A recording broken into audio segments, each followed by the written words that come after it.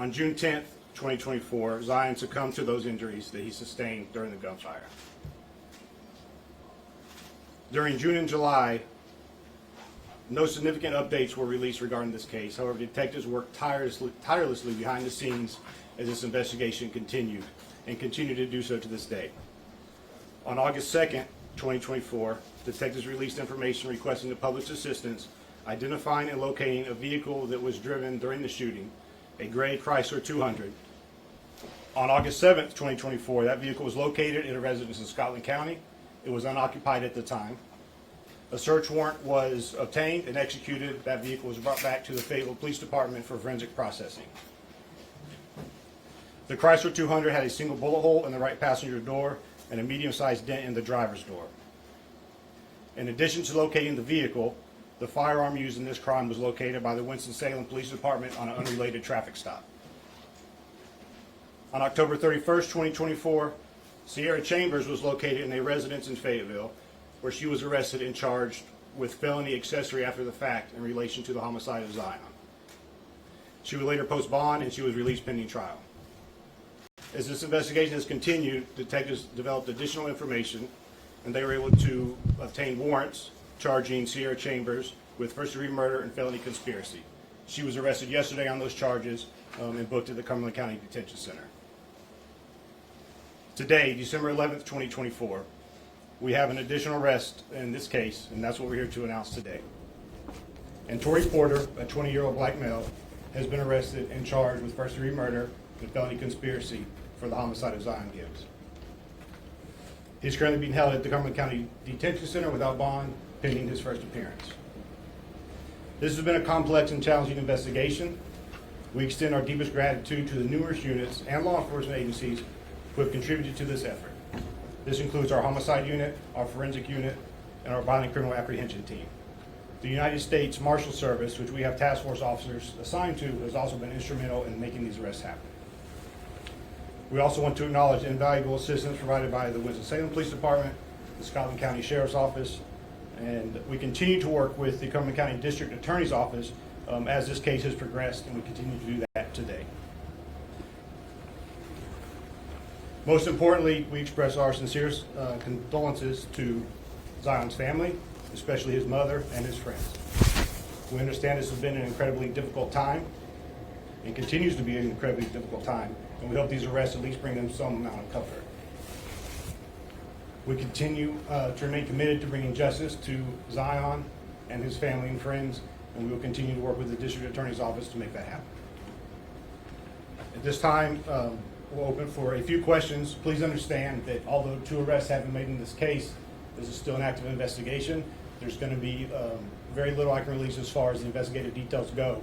We want to ensure that this case maintains its integrity and that we transfer it over completely to the District Attorney's Office intact. Sean, you mentioned the second arrest. Would you mind spelling the name of that individual at a slower pace so our Absolutely. folks back at the station will know exactly what the name is? Yes, it's Antori, A-N-T-O-R-I, Porter, P-O-R-T-E-R. And how old is he? 20-year-old black male. Where does he live? He is from the Fayetteville area. How many more arrests can we expect? So at this point in time, we do not expect any additional arrests in this case.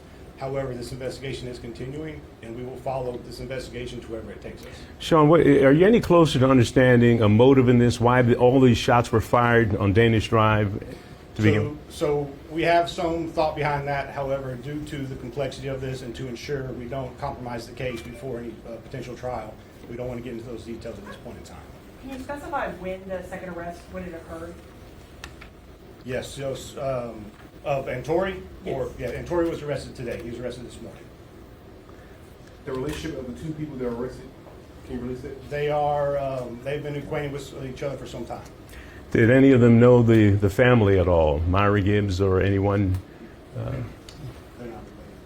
They're not related, but there is not history. They've been previously acquainted, no long-term relationship or anything like that, no in-depth relationship. Can you at least eliminate the fact that that home was not targeted and this was accidental? Yes, we can. You want to speak more? Yes. That's the question is, was that home targeted? And tell me. The family itself was not targeted specifically. We cannot find any involvement directly to the suspects in this case.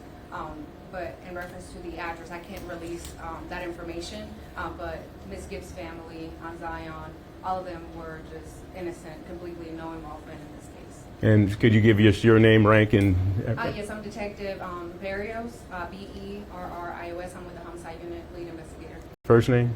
Stephanie, Stephanie. Can you state who is a driver or who is the shooter in terms of Porter and Chambers, if they're like what their involvement, the extent of their involvement was? So without getting into too many details, what we can say at this time is that in Tory, we have evidence and information that he is the shooter in this case, and Sierra was operating that vehicle at the time of the shooting. And that is really about all we can answer for today. I know Chief Braden would like to come up and say a couple words. I thank everybody for being here. Chief. And to keep everything brief, I just wanted to note the time and the effort that our homicide unit has placed into this Zion Gibbs case. I know there have been, community gatherings, asking for the cooperation of the public, and I appreciate all the efforts that have been put forth and given to our detectives so they can bring this resolution to this case. I acknowledge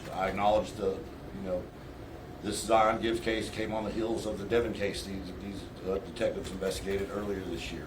So again, I just want to take time to recognize the effort and the work that's been put in by our homicide unit to solve these cases involving young children within our community. I would ask that anyone with any information, that will help further the murder of Zion Gibbs, please come forward and provide that information. Just because the arrest is made, the investigation is ongoing. Thank you. What does it mean to you personally to bring justice to a family?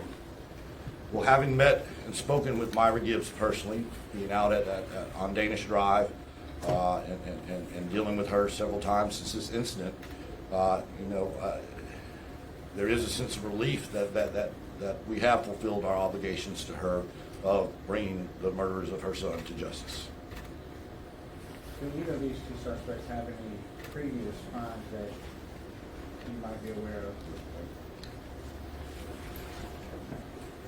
I won't get into their actual record, and Tory has been arrested before. I don't believe Sierra has. Yes. public record. Yeah, and again, that information is available through the courthouse. All right, so that's all I have. Thank you, everybody, for being here. I appreciate it.